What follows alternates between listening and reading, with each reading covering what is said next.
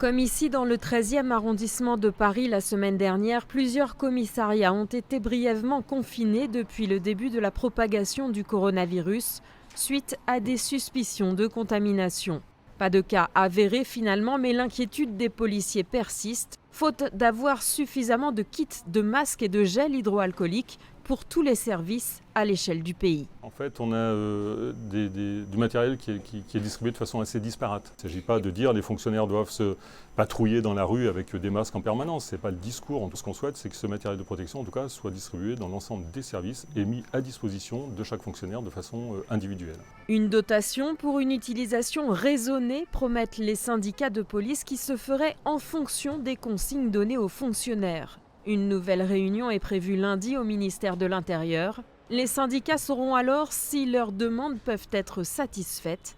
Si cela n'était pas le cas, si un policier demain ou tout personnel, n'a pas les moyens de protection alors qu'il est exposé véritablement à un réel danger qui est immédiat, je ne veux pas faire de la psychose et du drame là-dessus, mais le droit de retrait pourrait éventuellement s'appliquer. Sur le ressort de la préfecture de police de Paris, des protocoles ont été diffusés aux effectifs pour préciser les conduites à tenir en cas de suspicion de virus.